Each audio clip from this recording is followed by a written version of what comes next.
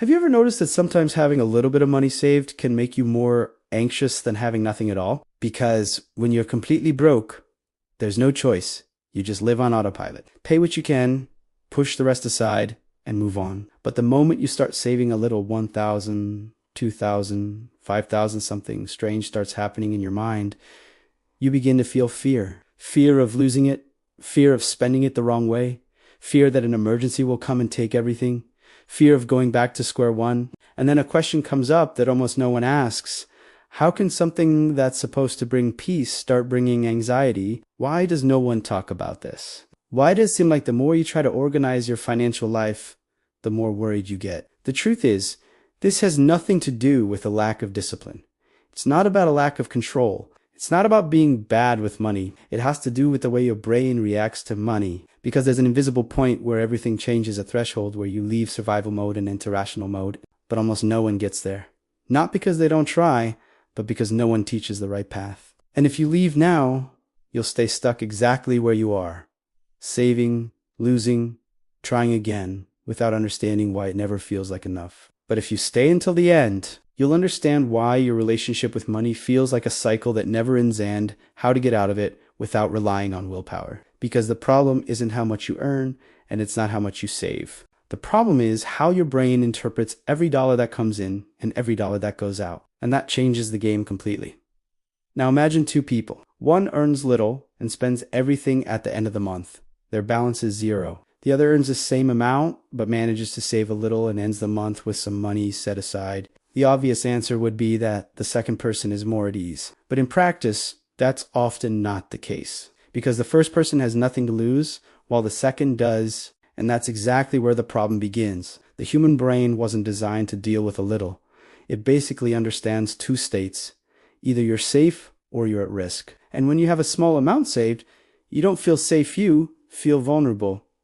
Because now there's something that can be lost. And that triggers a constant state of alert. As if your mind keeps repeating that you need to be careful, that any mistake could cost you. This makes you overthink before spending, avoid decisions, feel guilty over simple things, and live in tension not because things got worse, but because you're in the middle, and the middle is the most uncomfortable place there is. Because you're no longer completely carefree, but you're not secure either. You start to feel the weight of every choice, and that wears you down in a quiet way. On the outside, it looks like you're progressing, but on the inside, it feels like everything is always about to go wrong. And that exhaustion shows up in the small, everyday things. When you stop yourself from doing something simple because you might need the money later, when you spend and then feel guilty, even knowing it wasn't anything excessive, when you try to save but end up touching the money and feel frustrated. All of this creates the feeling that the problem is you, as if you have no control, as if it's always going to be like this.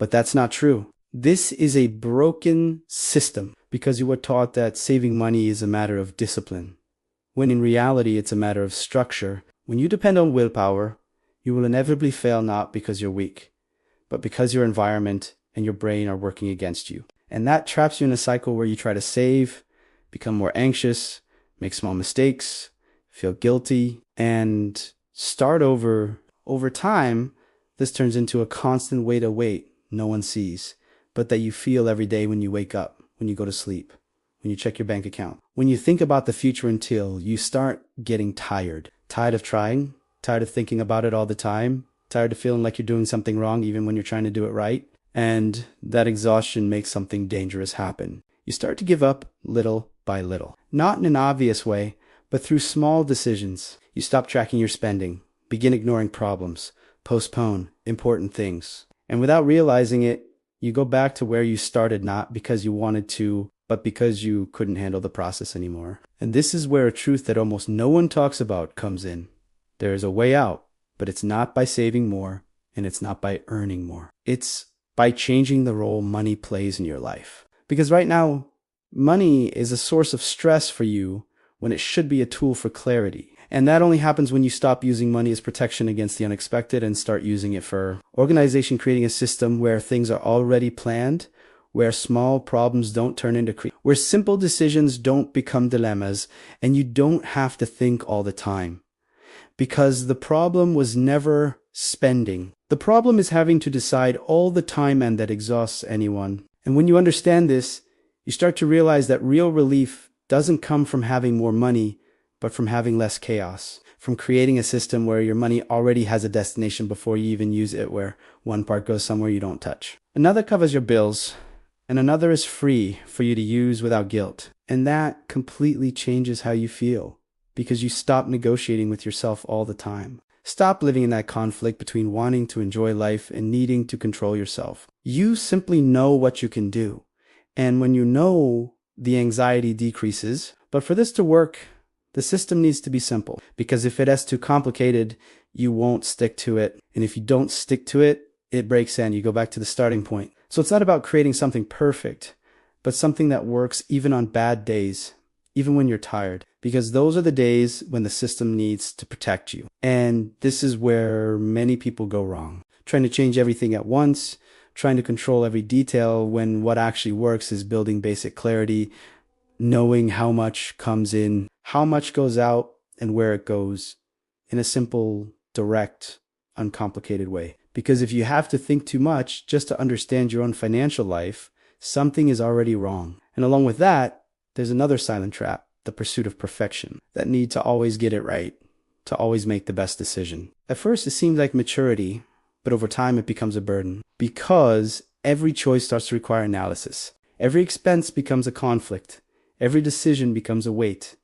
And that's not control, it's exhaustion. And when you enter that state, you start avoiding decisions, delaying, procrastinating, and when you finally decide, you decide worse, creating a cycle where the more you try to get it right, the more tired you become, the more mistakes you make, and the more frustrated you feel. The turning point happens when you understand that you don't have to get it right all the time. The goal isn't perfection, it's reducing the impact of mistakes. It's creating room to make mistakes without destroying your progress. And that changes everything, because you stop being afraid to decide, and you start acting more lightly, knowing that your system absorbs small slips. And along with that comes another essential point.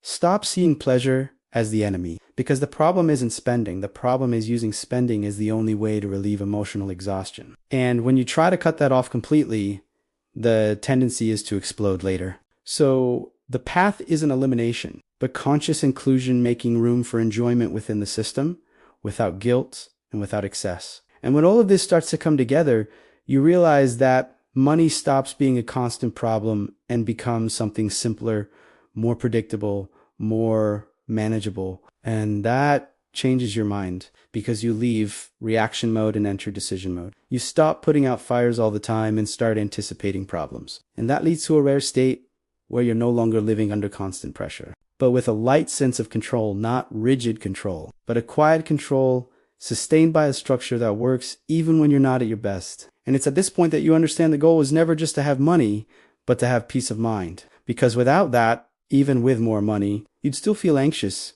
still stuck in the same pattern, just on a larger scale. So the real change isn't in the number in your bank account, but in the way you organize your life and your mind around money. Creating a system that's possible, simple, sustainable, something that works in your daily life and gives you clarity, direction, and space to live without that constant pressure. And if you made it this far and recognized yourself at some point, then this can't stop here, because understanding is already an important step, but applying it is what truly transforms. So hit the like button, subscribe to the channel to keep receiving content like this, and comment the word control down below, because I want to know who actually made it to the end and is ready to break out of this cycle once and for all. And when you comment, you're not just leaving a word, you're marking a point in your life. A moment when you decided to look at money differently, and that can be the beginning of a real change.